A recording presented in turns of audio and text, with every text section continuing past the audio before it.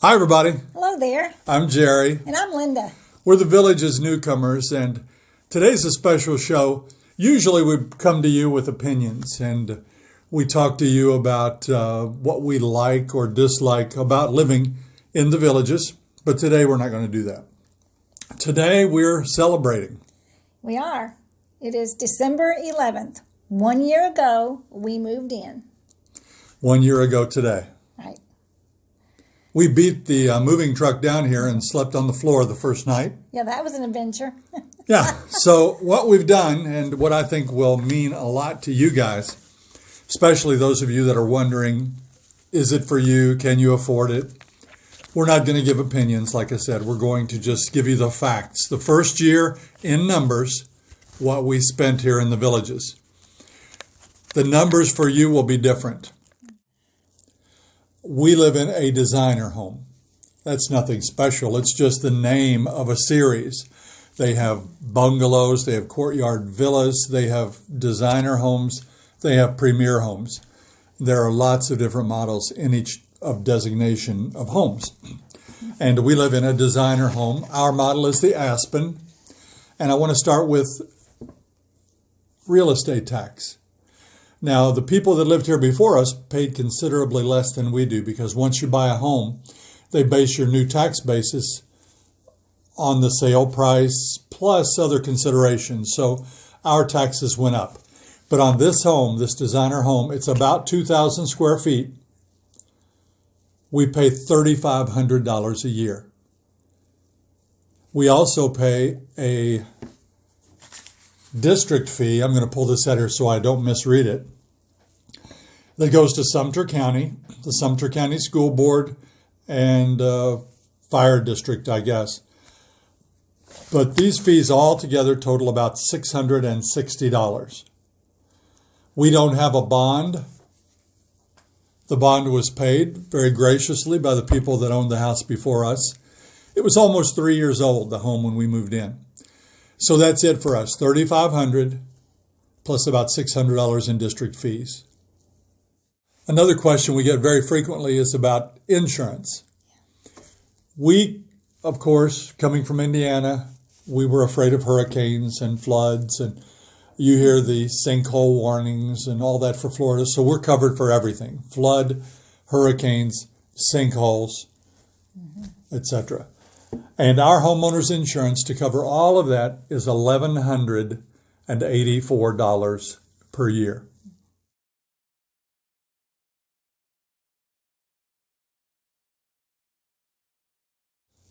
We also get questions about car insurance. We had 3 cars in Indiana. We sold 2 of them. We're down to 1 vehicle.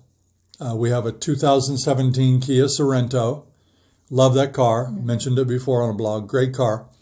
We carry full coverage on that. And that is $854 per year.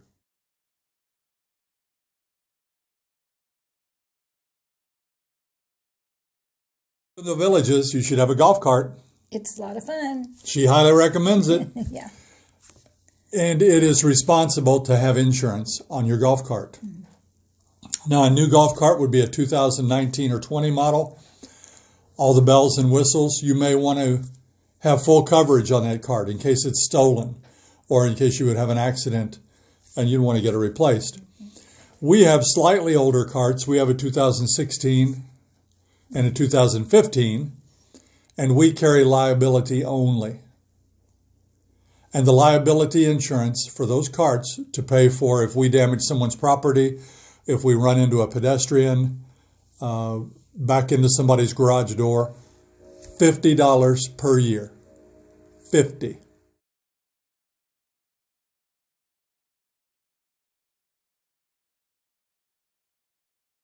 Since we've been here a year, and this has kind of been fun, we've been able to compile all 12 months and get a monthly average. So this should be very helpful for you if you're wondering what to set aside in your budget to move here.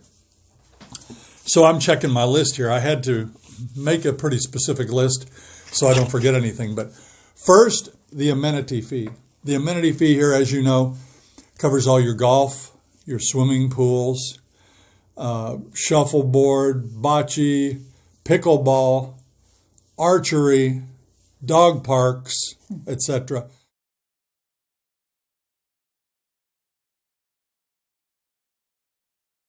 $159 per month for amenity fees. As mentioned earlier, some of you will have a bond on your home. I am not knowledgeable on the bond situation since ours was paid off, but I know that when each home is new, there is a bond attached to that house. And the amount of the bond is probably dependent upon the value of the home and the neighborhood and the type of infrastructure needed when they build that new neighborhood. So you can budget money for a bond. I would be guessing if I told you how much. I haven't asked my neighbors, and I don't know what they pay. But there will be a bond payment for each and every home. But going down our list here, let's start with electric. That's a big one. It's a monthly bill. It's one of our larger bills, but compared to Indiana, not very large. We pay an average for this total electric home. We don't have gas. We live in north of 44, no gas here. We pay $137 a month average for a total electric home.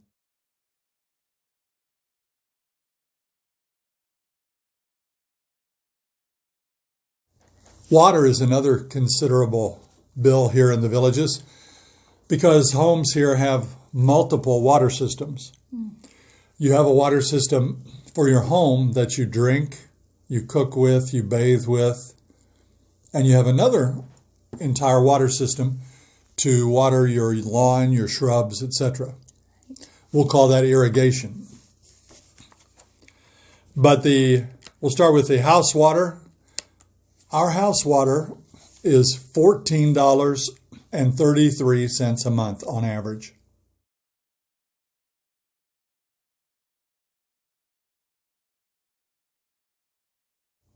For irrigation, we use more water, and we spend about $27.78 on average every month to water our plants, shrubs, lawn, etc. And that's usually 2 or 3 times a week. And most often it's just 2 times a week.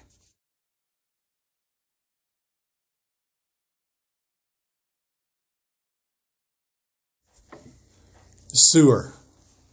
We're on sewers here. Back in Indiana, we were on a septic tank. We never had a sewer bill for the last 40 years. But here we do. And our sewer bill averaged over 12 months is $28.11 a month. $28.11 for sewer.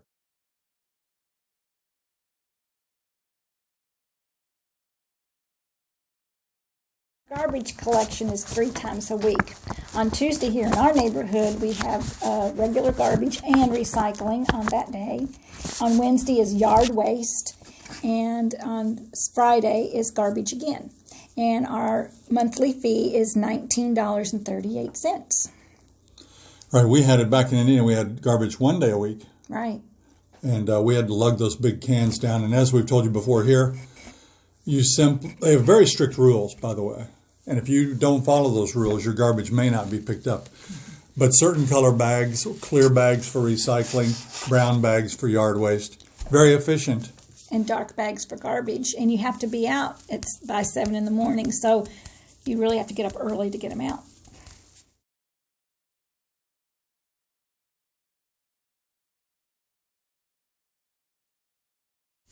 If you're a golfer, you can just walk up to any course anytime and see if there's an opening to play. Many times there is not an opening. So if you really want to be sure to play, you want to reserve a tee time ahead. So there is something called the Village's tee time system. You do it on computer. Not just anybody can do that. You have to belong to the tee time system, and they charge a fee for that. And the fee to have the tee time system is $8 per month.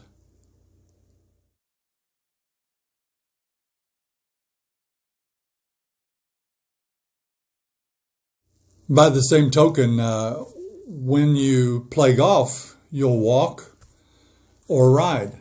Most people ride. Very few people walk, and the ones that do walk are usually with a push cart or a pull cart. But to ride, if you own your own cart, you may think that would be free, but it isn't. There's a trail fee. If you just walk up to or ride to the cart, you ride your cart to the course to play, you have to pay $4. And the person riding with you would pay $4 as well. But you're also able to buy what they call an annual trail pass, and it is the economical way to go because it will cover up to 4 people in your family, and they can all ride without any surcharge for $141 a year. And that's less than $12 a month, and that will cover all the riders in your family.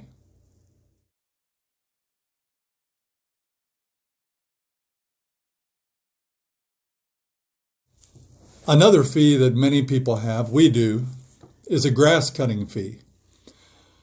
Grass cutting has nothing to do with your amenities. Here you have to hire a private contractor to cut your grass.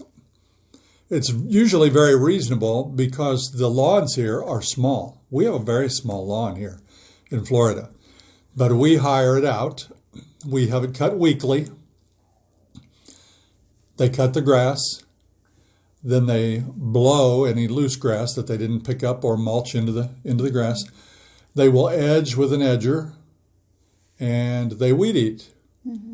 And all that together, every month, is $50 for a home with a lawn the size of ours.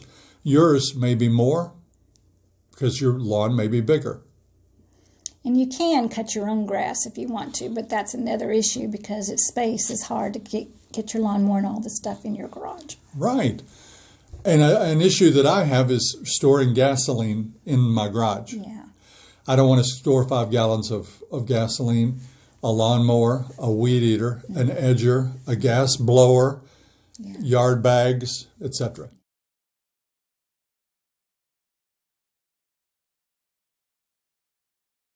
There are community standards here and restrictions, and one of them is that you have to keep your yard cut, mowed, trimmed, and your grass is supposed to look good. To make your grass look good, you can hire a professional company. Down here there are many companies that will fertilize, will spray, insect spray, will termite treatment for your house. All those things can be hired out. We don't hire them out, so we're not going to give you a monthly fee. But there are companies that will lump all that, including the cutting, into one monthly fee for you. We do our own fertilizing when we got here, and many people do this. There's a local Ace Hardware that has a very regimented system, and they print it out for you, and they tell you when to apply this and when to apply that. And we usually follow that recommendation. We buy their materials. So first we're going to start with fertilization. We spent last year an average of about $8 a month on fertilizer and enrichments for the soil to keep our grass looking good.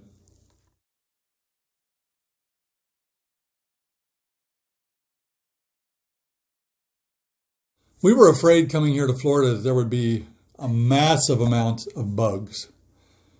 You have to either pay for the treatment for insects, like I said, or treat it yourself. We opted to treat ourselves. We spray the perimeter of our home every 3 months or so. We treat the grass for grubs and termites and things of that nature. And we spend an average of about $5 to $8 a month on insect treatment.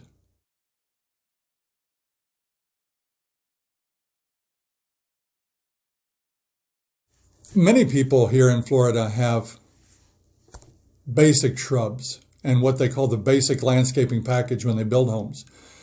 Other people like us have opted to have palm trees. Our trees are pretty tall right now. Some of them are probably 25, 30 feet tall. They have to be trimmed a couple of times a year. Palm trees by nature grow up, and as they grow up, the bottom, what do you call those things? Fronds, I guess. Branches, they will die off. And they're trimmed nicely to give that tree the characteristic look. You know, you can trim your own trees until they get to be a certain height, and then, retirement communities and ladders, they just don't mix. No. So you may want to have somebody do it. We had them do it one time last year and really beautified those palm trees, as I showed you in another video. But we spent this year an average of $25 a month to trim our palm trees.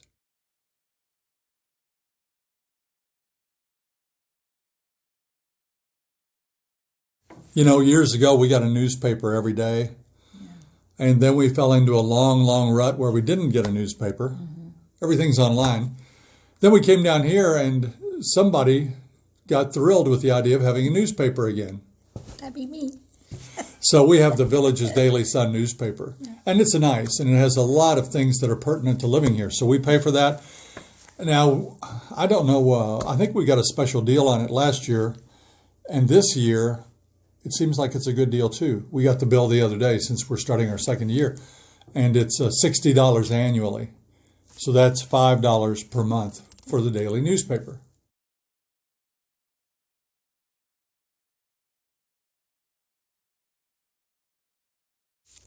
There are many things that we're not going to discuss, like groceries. That's totally up to you. Clothes you might want to buy, up to you. Gasoline for your car, how much are you going to drive your car? How far are you going to go? How many trips are you going to take? That's up to you. You know, those things are variable, so we're not going to address any of those. But the things that we're telling you are things that we think are going to be pretty much recurring charges for you here. Now, here you will have sprinklers. Every lawn has sprinklers. They're good, and they've been installed properly, but occasionally you'll blow a sprinkler head.